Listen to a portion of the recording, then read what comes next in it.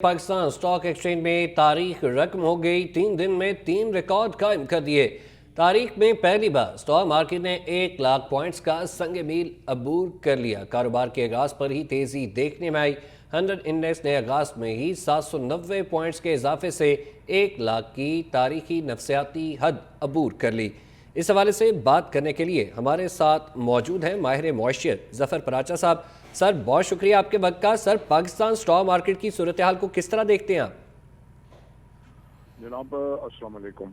देखिए, ये जो स्टॉक एक्सचेंज की सूरत हाल है, ये पाकिस्तान का आज तारीख का सुनहरी दिन है और इस दिन का हमें इंतजार था, जो कबल अज वक्त मैं समझता हूँ आ गया है बेहतर कारकर्दगी की वजह से और बेहतर रहनुमाई की वजह से। आर्मी चीफ, उनकी टीम और मौजूदा हुकूमत जो एडमिनिस्ट्रेटिव मेजर्स को लेके आगे चल रही है, तो ये पाकिस्तान के लिए बहुत शानदार दिन है।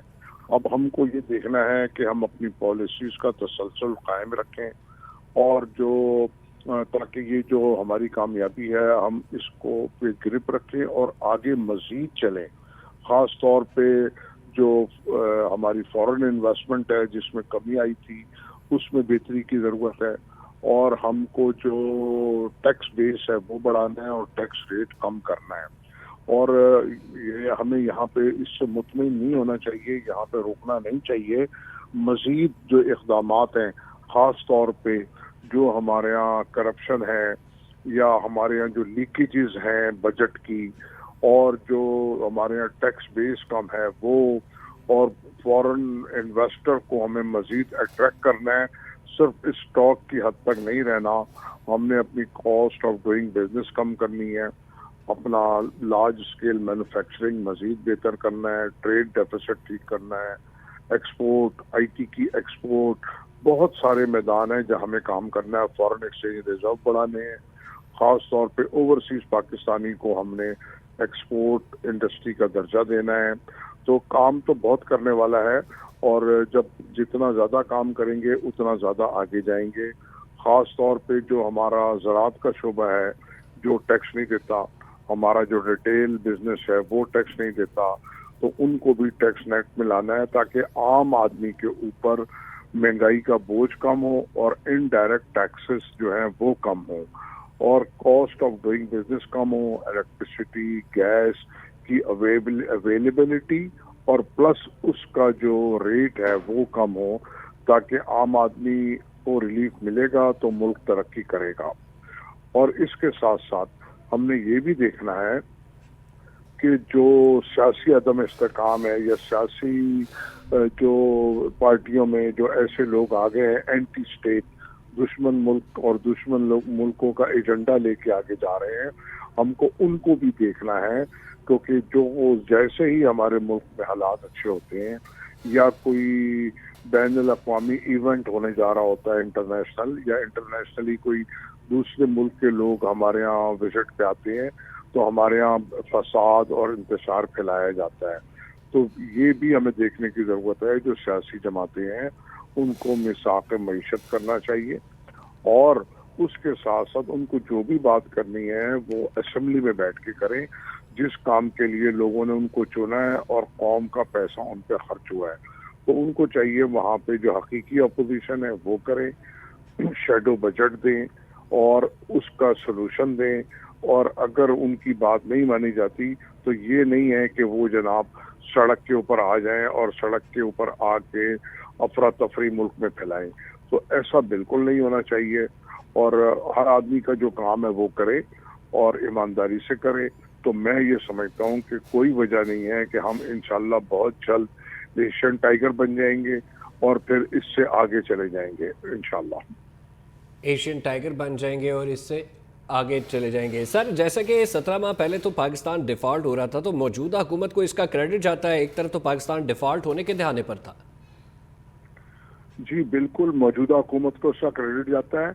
मेन क्रेडिट तो आर्मी चीफ को जाता है और स्टेट बैंक को भी मैं समझता हूँ कि विजिलेंट रहता है फुल, और जो हमारे एडमिनिस्ट्रेटिव मेजर्स रहे हैं वो भी, और मौजूदा हुकूमत को यूं जाता है कि उन्होंने उसी पॉलिसीज का तसलसल बरकरार रखा है। اس کے اندر وزیر خزانہ صاحب بھی دن رات کام کر رہے ہیں، وزیر اعظم صاحب بھی ہمارے کام کر رہے ہیں، اور جو ہمارے چیف آف آرمی اسٹاف ہیں وہ بھی ان کے شانہ بشانہ کھڑے ہیں، کاروباری لوگوں سے ملتے ہیں، خود آرمی چیف، اور ہر شہر میں جا کے انہوں نے ان کو کانفیڈنس دیا ہے، اور انہوں نے یہ کہا ہے کہ مایوسی کی کوئی بات نہیں ہے۔ تو میں یہ سمجھتا ہوں کہ یہ سب ایک ٹیم ورک کا نتیجہ ہے، جس میں ہمارے بلاول بھٹو صاحب بھی ہیں، آصف زرداری صاحب صدر پاکستان، ان سب کا بڑا رول ہے، اور اس رول کی وجہ سے اور اس ٹیم ورک کی وجہ سے ہم اس کامیابی پہ پہنچے ہیں کہ پاکستان کی مارکیٹ دنیا کی بہترین مارکیٹ بن گئی ہے۔ میں اس کے ساتھ ساتھ یہ ضرور کہنا چاہوں گا کہ پاکستان کے جو فائنینشیل کریڈینشلز ہیں اور جو اس کے وسائل ہیں وہ بہترین ہیں، صرف اور صرف مس مینجمنٹ ہے۔ اس کو مزید ہم جیسے جیسے ٹھیک کریں گے، ریکٹیفائی کریں گے، اپنی پالیسیز کو ریوزٹ کریں گے، تو کوئی وجہ نہیں ہے کہ پاکستان ایک تو اپنا پہلے مرحلے میں اپنا کھویا ہوا مقام حاصل کرے گا، اور انشاءاللہ پھر دنیا میں پاکستان لیڈ کرے گا، کیونکہ میں نے اگین کیا کہتا ہوں کہ پاکستان دنیا کی 5ویں بڑی مارکیٹ ہے، 5ویں بڑی مارکیٹ ہے، نوجوان نسل کے اوپر زیادہ ہماری تعداد ہے، اور جو ہمارے ریونیوز ہیں وہ بہترین ہیں۔ تو اگر ہم یہ سب چیزوں کو صحیح کرتے ہوئے چلیں گے تو انشاءاللہ بہت تیزی سے ترقی کریں گے، جیسے کہ ہم نے دیکھا کہ ہم نے موجودہ حکومت نے 1.5 2 سال میں بہت تیزی سے ترقی کی ہے۔ ہمارا جو ٹریڈ ڈیفیسٹ ہے وہ گیپ وہ کم ہوا ہے، فورن ایکسچینج ریزرو ٹھیک ہوا ہے، انٹرسٹ ریٹ کم ہوا ہے، اور جو آپ کا جو دیگر معاشی اشاریے ہیں وہ بہتر ہوئے ہیں۔ بہتر ہوئے ہیں سر۔ میں آخر میں جاننا چاہوں گا، جیسے کہ فورن انویسٹمنٹ بھی آ رہی ہے یو اے کی جانب سے، سعودی عرب کا بھی ایک ڈیلیگیشن بزنس گروپ کا بھی پچھلے دنوں ہو کر گیا ہے، ابھی بیلاروس کے صدر جو ہیں ان کے ساتھ بھی بہت سے معاہدے طے پائے ہیں، کیسے دیکھتے ہیں آنے والا وقت پاکستان کے لیے مثبت اشاریہ لے کر آئے گا؟ بالکل مثبت اشاریہ لے کے آئے گا۔ پاکستان وسائل سے بھرپور ملک ہے، اور یہاں پہ اٹریکشن بے تحاشا ہے فارن انویسٹمنٹ کے لیے۔ ریٹ آف ریٹرن جو دنیا میں کہیں نہیں ہے، چاہے وہ انٹرسٹ ریٹ ہو، چاہے بزنس ہو۔ آپ دیکھیے اسٹاک ایکسچینج کے اندر تقریباً 1 سے 1.5 سال میں 60% کا ریٹرن آیا ہے۔ اس کے علاوہ جتنا انڈسٹری ہے، ہیوی چیزیں ہیں، ان سب کے اندر ہیوی پروفٹس ہیں۔ تو بالکل اٹریکشن ہے پاکستان میں، اور صرف لوگ سیاسی استحکام مانگتے ہیں باہر والے، اور جو پالیسیز کی جو کنٹینیوشن ہے وہ مانگتے ہیں، کنٹینیوٹی۔